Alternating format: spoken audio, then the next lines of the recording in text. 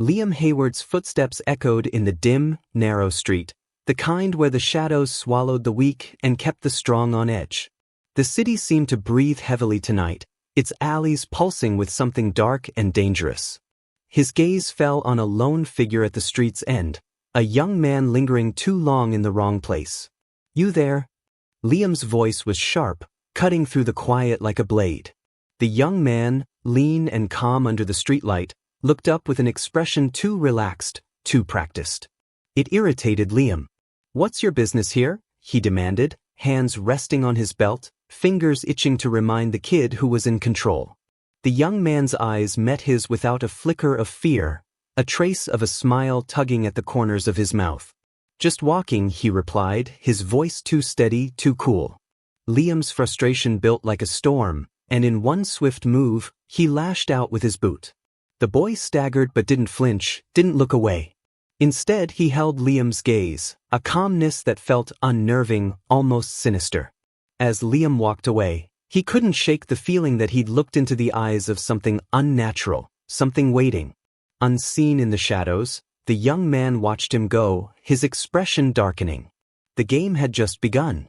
Kadeem watched the policeman disappear around the corner, his face unreadable, but his mind racing with controlled fury. He'd felt the boot against his ribs, the brief flash of humiliation, memories from a life he'd left behind, buried beneath the surface like cold stone. But now, every blow, every bruise, felt like fuel. It was almost amusing, this man thinking himself powerful, thinking he knew Kadeem's kind. As the street emptied, Kadeem turned down an alleyway and slipped into the dim glow of his small apartment. Inside, an array of carefully gathered files and photographs waited for him, spread across the table like pieces of a private puzzle. Faces stared up at him, each one a chapter in a story only he understood: city officials, businessmen, and now, a cop who dared to make him feel small. He pulled a photograph of Liam from a file and held it under the dim light, studying every line, every flaw in the officer's hardened face. To anyone else, Liam was just another badge, but to Kadeem, he'd become something else tonight: a target. A slight smile crept onto Kadeem's face. He thought of all the people he had marked before, each one believing they were untouchable until the end. He whispered to the empty room, "Soon." And in that silent, darkened apartment, the city had no idea it was staring down the edge of Kadeem's unrelenting wrath. Liam felt the weight of the city's anger pressing down on him like a slow, steady choke. The morning after the incident, his face was plastered across every screen, news channel, and social feed. They showed the video over and over, a brief, damning clip of his boot landing against the ribs of a young man who didn't fight back. The police station was no sanctuary. Colleagues cast wary glances, and the chief called him into his office with a frown that spoke volumes. "What were you thinking, Hayward?" The chief's voice was tight, restrained, as if holding back a flood.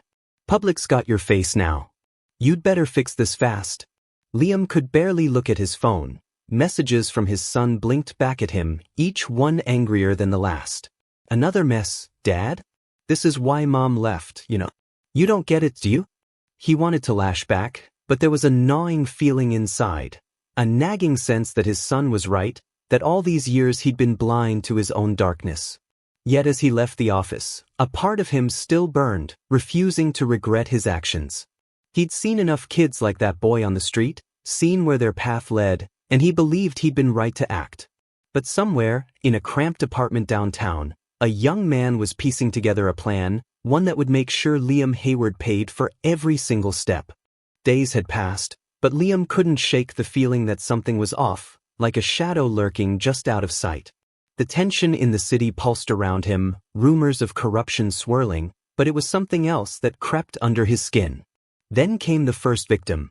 The call came in the early hours, just before dawn, pulling him from the restless sleep he'd fallen into on his couch. A businessman was found dead in his high-rise office, hands bound, a police badge pinned beside him, along with a note scrawled in red ink: "Corruption breeds corruption." Liam arrived at the scene and felt the weight of it immediately. The body lay in the silence, eyes wide open, a look of terror frozen on the man's face. Around him, The usual crowd of investigators murmured, their eyes skittering away from the badge, from the message. "What's the story here?" Liam asked, hoping for an answer, but knowing already what the silence meant. One of the detectives handed him the note, shaking his head. "Whoever did this, they're making a statement?" Liam's grip tightened, his jaw clenched.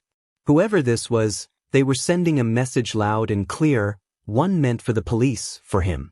As he left the scene, he couldn't shake the feeling that this was just the beginning, that there were more shadows to come. And somewhere, he knew, the young man with the unblinking eyes was watching, waiting for him to catch up. The city buzzed with rumors, the murder casting a long, dark shadow over everything. People whispered about the badge left by the body, the message scrawled in blood-red ink. But for Liam, the whispers were more than noise, they were a clock, ticking down to something he couldn't yet see. Then, the second victim. This time, it was a local politician, a man who'd been vocal about cleaning up the streets. Found dead in his home, the same badge placed by his lifeless hand. Another note was left, chilling in its simplicity, "Only the corrupt need fear." The chief's voice came through Liam's phone, tense and sharp. "Whoever this is, they're after us, Hayward. And from the looks of things, they're not finished." Liam felt the pressure mount, the urgency tightening around him like a vice. Whoever this killer was, he wasn't playing games. This was personal and methodical, and now, Liam had little choice but to dive in headfirst. He pored over the clues, connecting strings in his mind, but one connection kept coming back, persistent and unavoidable, the boy he'd kicked on the street. He couldn't shake the feeling, Kadeem Gray, calm and fearless that night, his stare almost daring him to do worse. "What? I am." With 2 days left until the killer's promised final act, Liam was racing against time. Each hour brought the threat closer, the message clearer. And now, in the thick of it, Liam could feel the city's heartbeat, fast and heavy with dread. Somewhere, the killer was preparing to strike again, and this time, Liam had a haunting suspicion that he was next. Liam combed through every detail of the two murders, following each thread to the same disturbing place, a dark undercurrent of corruption within the city's highest ranks. It was a hidden network, covered by false promises, and the dead men were not as innocent as they'd seemed. Each one held secrets, records of underhanded deals that served to fatten their pockets while turning a blind eye to the city's suffering. Late that night, he pored over files in his dimly lit office, the weight of what he was uncovering gnawing at him. These men were supposed to be upholding the law, but they'd betrayed it, and now someone had taken justice into their own hands. Liam's unease deepened, knowing he was part of the system that had protected these men. A knock interrupted his thoughts. It was Riley, a young reporter who had been trailing the recent murders, her eyes bright with a mix of curiosity and apprehension. "I know you're onto something, Hayward. These killings, they're not random. I think the killer is after the people who profited off corruption." Liam tensed, reluctant to share what he'd discovered. "What makes you think that?" She handed him a folder detailing past accusations against the murdered men, accusations that had mysteriously disappeared. "That's not all," Riley whispered, leaning in. "There's a name that keeps popping up, Kadeem Gray. The same kid you had that run-in with?" Liam's mind raced. The pieces were coming together, and the picture they painted left him cold. If Kadeem was behind this, then he was no ordinary criminal. He was a hunter, and Liam knew he'd been marked as the next target. The days stretched thin, the weight of the investigation gnawing at Liam with every passing hour. Kadeem's shadow grew darker and more insistent, and every lead seemed to point back to him. The kid from the street, the one who had stared him down without fear. Liam couldn't shake the image of his unblinking eyes, eyes that now haunted him like a constant whisper. The phone call came late one evening, just as Liam was about to call it a night. It was Riley. Her voice was tense, cutting through the static of the line.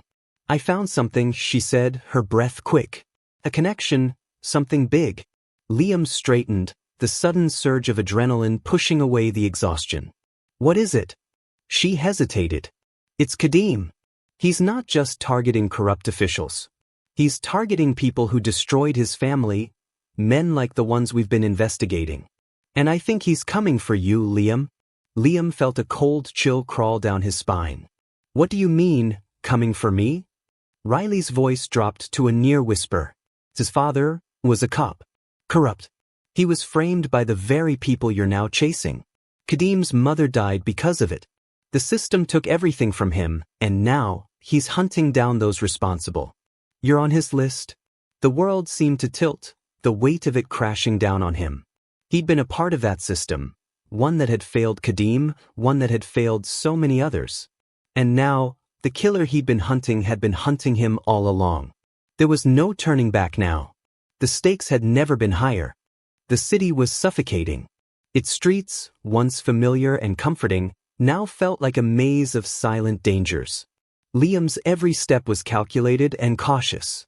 Kadim was out there, and he was no longer just a ghost. He was a hunter, circling closer with each passing minute. Liam gathered everything he could find on Kadim, sifting through police records, old case files, and even the faintest rumors. What he found sent a shiver through him.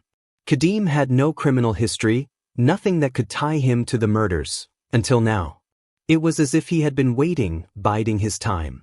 Every move, every murder, was a deliberate step toward something bigger. Riley had been right. Kadim wasn't just targeting corrupt men, he was targeting those who had been complicit in his suffering. His rage was personal. But what made it even more dangerous was the cold, precise way in which he operated. He wasn't reckless, he was calculating. He understood the system better than anyone, and now he was using it against them. Liam's phone buzzed, breaking his thoughts. It was Riley again. Liam, I think I've found something important. You need to listen to me. Kadim is after you tonight. Liam's heart skipped. What are you talking about? How do you know? I've been tracking his movements. There's a place, an old warehouse where he's been hiding. And the pattern's clear. He's been watching you. The words hit him like a punch to the gut. He had no choice. He couldn't run anymore. He had to face Kadim. Grabbing his gun, he steeled himself for the confrontation that was now inevitable. The hunt had shifted. He was no longer the one chasing. Tonight he would be the prey. The warehouse loomed ahead, its skeletal structure cutting into the night sky like a monument to secrets long buried. Liam's heart pounded in his chest, each beat echoing in the emptiness that surrounded him. The city was quiet, too quiet, as if holding its breath, waiting for something terrible to unfold. He pulled up in his car, the headlights casting long shadows against the cracked pavement. The air was thick with tension, the cold biting at his skin as he stepped out, his hand instinctively resting on the grip of his gun. He knew Kadim would be inside. He knew it was a trap, but there was no other choice. Liam took a deep breath, his mind spinning through the possibilities. He couldn't afford mistakes, not tonight. As he neared the entrance, he felt the weight of every decision he'd ever made pressing down on him. The kid he'd kicked on the street, the corrupt men he'd helped protect, the life he had built on the backs of those who suffered, it all led to this moment. Inside the warehouse, the air smelled of rust and decay. His footsteps echoed in the cavernous space, but there was no response, no Kadim, no sound. Just the silence that seemed to stretch on forever. Then, a voice cut through the dark. You're late. Liam froze, his blood running cold. He turned slowly, eyes scanning the shadows. And there, standing in the dim light, was Kadim. His expression was unreadable, the calm, unblinking stare of the boy Liam had once kicked, now transformed into something far more dangerous. I've been waiting for this, Kadim said, his voice low and steady. You never understood, did you? All this time, you thought you were the one in control. Liam gripped his gun tighter, but Kadim didn't flinch. Instead, he stepped forward, his eyes narrowing. I'm not here to fight, Liam, Kadim continued. I'm here to show you what happens when the system fails. What happens when you let monsters walk free. Liam's pulse quickened, his mind racing. Kadim wasn't just seeking revenge, he was trying to prove a point. But it was too late for words. With a sudden move, Kadim lunged at him, a blur of speed and precision. Liam reacted instinctively, raising his weapon, but the force of the impact sent him crashing backward, his gun flying from his hand. They tumbled to the ground, fists flying in a brutal, silent exchange. The two men struggled, each of them driven by a lifetime of pain and betrayal. Kadim was relentless, his strength unnerving for someone so young. Every punch was a message, each one a reminder of how deep the scars ran, how far Kadim was willing to go to make Liam understand. But Liam fought back, fueled by desperation, by the belief that he could stop this, that he could somehow make it right. For a moment, time stood still. Then, with a final, furious shove, Kadim was on top of him, pinning him to the cold floor, his hands around Liam's throat. The words came out in a strained whisper. "You think you can fix this? Do you think you can undo the damage? You can't." Liam gasped for air, struggling beneath the weight of Kadim's fury. His vision blurred, but through the haze, one thought burned bright. This was the price. All of it, every choice, every lie, every blind action. And as the darkness closed in, Liam knew there was no way out. At that moment, the city's pulse didn't just stop. It fractured, and the weight of its history, of all the wrongs it had ever hidden, crashed down in one final, irreversible wave. The cold wind howled through the broken windows of the warehouse as Kadim stood over Liam, the weight of his body still pressing the older man's chest. The fight had been brutal and unforgiving, but now, as Kadim looked down at his prey, he saw only the hollow eyes of a man broken by his own choices. Liam's breath came in shallow gasps, his body bruised, his spirit worn down. The power Kadim had once felt in the moment of violence was slipping through his fingers, replaced by something heavier, regret. Kadim slowly stood up, stepping back from Liam's crumpled form. The rage that had fueled him for so long seemed to drain out, leaving only a cold emptiness. The truth was undeniable now, he'd never fix anything by destroying it all. The man before him wasn't the cause of his suffering. He was a part of the system that had failed, yes, but so was Kadim, in a way. In his pursuit of vengeance, he had become the monster he'd sought to destroy. Liam coughed, gasping for air as he regained consciousness. His hands trembled, but he forced himself to sit up, eyeing Kadim warily. "You're not him," he rasped. "You're not a killer." Kadim didn't answer at first. His gaze shifted to the badge still clutched in his hand, the same badge that had once been a symbol of authority, now a symbol of everything he hated. He could have ended it all right then, could have taken Liam's life and vanished into the night. But instead, he dropped the badge onto the floor with a finality that echoed in the silence between them. "I'm not," Kadim finally said, his voice barely a whisper. "But I was close." Liam nodded, struggling to his feet. He wiped blood from his lips, looking at the young man who had hunted him down. There was no more bravado in his eyes, only a quiet acknowledgement of the pain they both carried. "You don't have to keep doing this," he said softly. "None of us do." Kadim's heart pounded in his chest as the weight of Liam's words settled in. He had spent so long consumed by revenge that he hadn't seen the bigger picture. Vengeance only perpetuates the cycle of violence and regret. He could either become the man he hated, or he could let go, cut the chain and move forward, even if the path was unclear. At that moment, Kadim made a choice. The fire that had driven him for so long began to fade, replaced by the quiet determination of someone ready to leave the past behind. He stepped away from Liam, never looking back. As Kadim walked out of the warehouse into the pale light of dawn, the world seemed different. The city, scarred and flawed, stretched out before him. It wasn't perfect, it would never be perfect, but there was something about the world outside the darkness of his rage, something worth fighting for. Maybe it wasn't too late to make things right. Behind him, Liam stood in the shadows, his life spared, but his world forever changed. He knew he would carry the weight of his choices for the rest of his life. But for the first time in years, he felt the flicker of hope, a possibility that redemption might still be within reach. And in that silence, as the first rays of the morning sun broke over the city, both men understood one thing: the real fight wasn't against each other. It was against the system they had both been part of, the one that had shaped them, broken them, and now, in the light of truth, might just offer them a way out. The end of this chapter wasn't just a conclusion. It was the beginning of something else, a chance to rebuild, to change, to understand that some battles are won not by violence, but by the courage to walk away. And somewhere in the distance, They both knew the cost of that courage would echo long after the last shadow had faded. The city would heal, but the scars would remain. And so would they. Don't miss out. Subscribe to Life Story Chronicles now and be part of the journey. Every story has a lesson, and every lesson leads to a new chapter. Hit the bell icon so you never miss an update, and join us as we uncover the hidden truths that shape our world. Your next story begins here.